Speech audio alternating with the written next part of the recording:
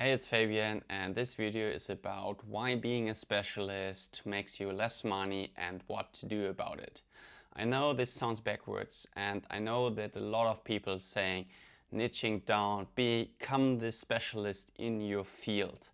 And this is kind of true, but there's something that they don't tell you, and the perspective that you don't get with this. It kept me also trapped for years. I thought a lot about this, and I figured out that this is something most people don't understand what really niching down or being a specialist really means. So Sam Owens showed me the first time what being a specialist really means. And if you see all the great entrepreneurs like Alex Hormozy, Steve Jobs, and Jeff Bezos, you might think they are specialists in their fields.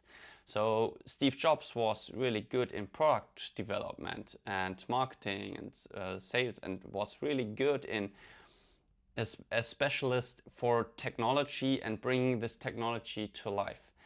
And if you look at Sam Owens, for example, he was really good at Facebook ads and how to use it for consultants, getting more clients, and how to scale this for as a consulting business. So you might think this is the specialization. Or for example, also Russell Brunson, the funnel guy. So he's specialist in funnel building and funnel software.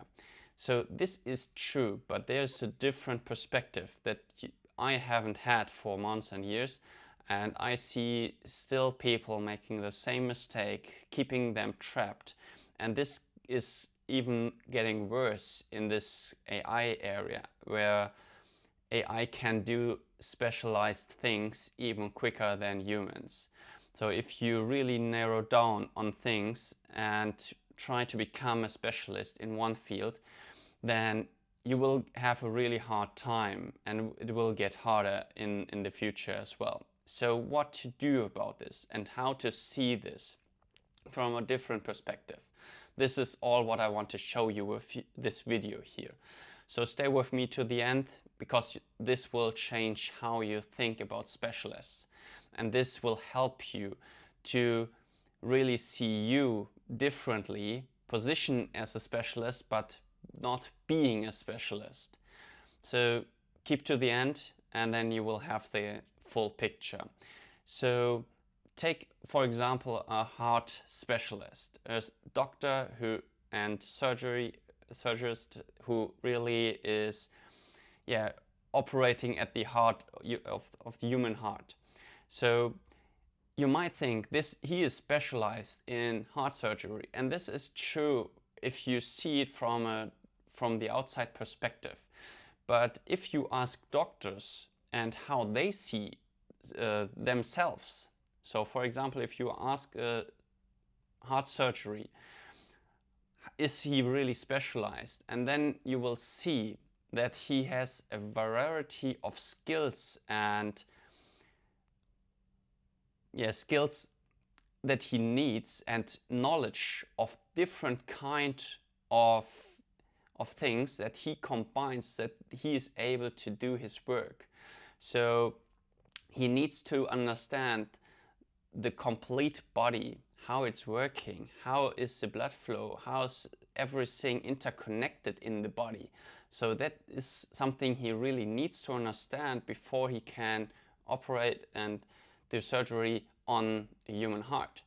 Or take, for example, airline pilots. People see airline pilots as specialists, but actually we are not. We are generalists, actually. And this is one thing I really can dig deep, because I can show you there all the details.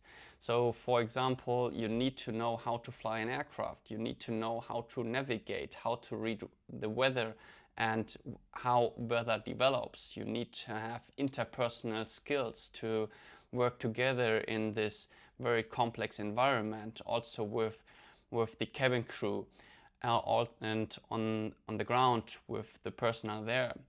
And you have to have great decision-making skills. And all the skills combined makes you a specialist. So there you can see it's not this one skill that everybody is telling you that makes you a specialist.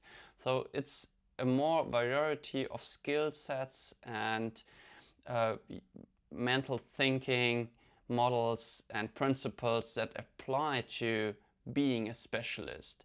So in these days, if you want to become a specialist in one thing, for example, you use web design. So web design in itself has several components which makes you a great web designer. And this is the picture I want to provide you with this video here. It is not about the single skill. And if you only try to get good at this one skill, you will be replaced by AI, because AI can do the things quicker than you can do. But what you as a specialist, or from the new perspective as a specialist, can do is what AI cannot do. You can connect the special skill with different skills, with different skill sets that you have, and with your values that you have. And then you become a specialist. So this is also something that Dan Coe is saying with you are the niche. So you have different skills, you have different principles, you have different values, you're interested in different areas, and all combined makes you unique. And I want to provide you with another perspective. When I was head of the consulting team and hired consultants, we called this complete model T-shaped model.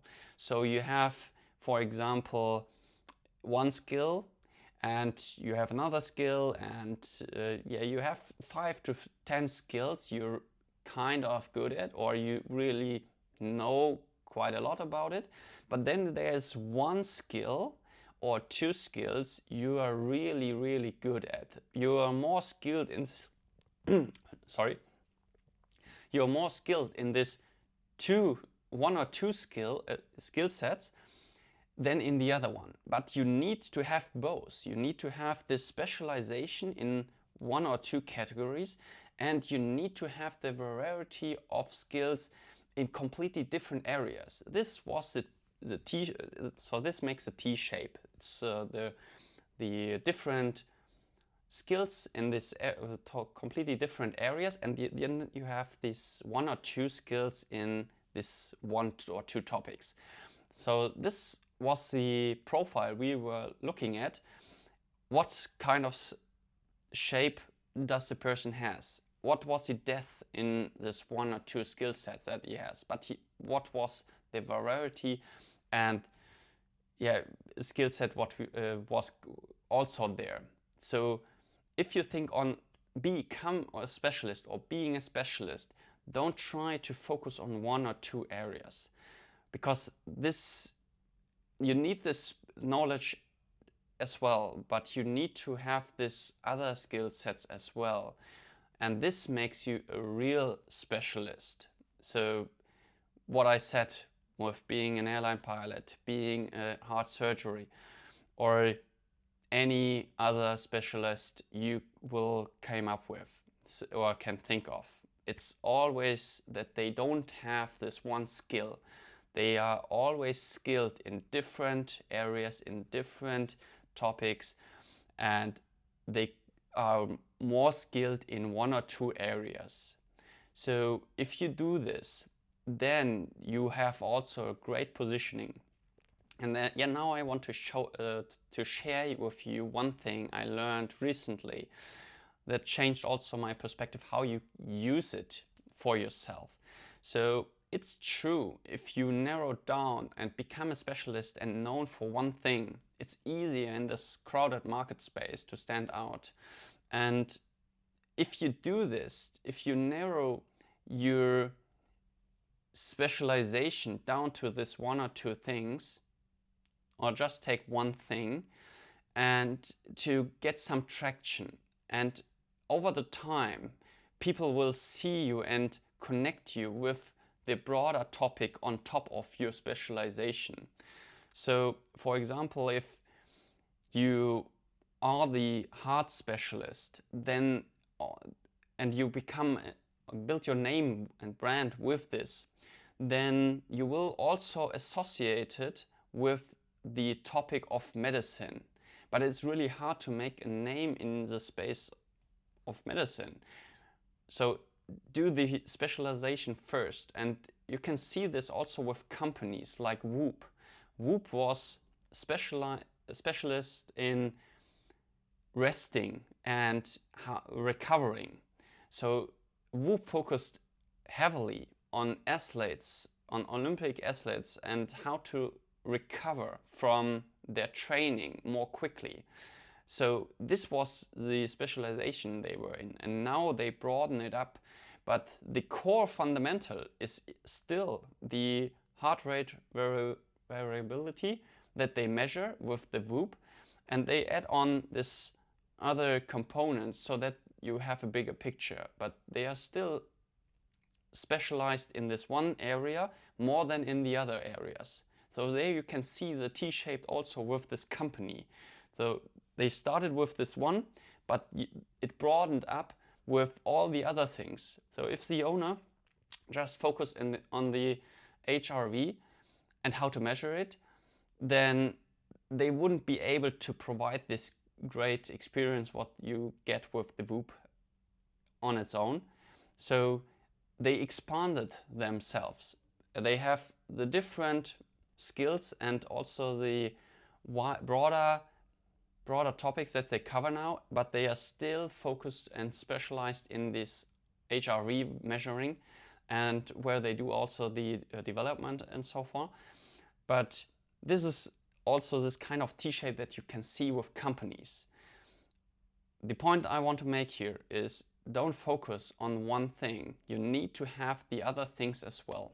And especially as an entrepreneur, you need to know not only how to make a product or how to make sales or how to make marketing. You need to have the skill set of all the skills.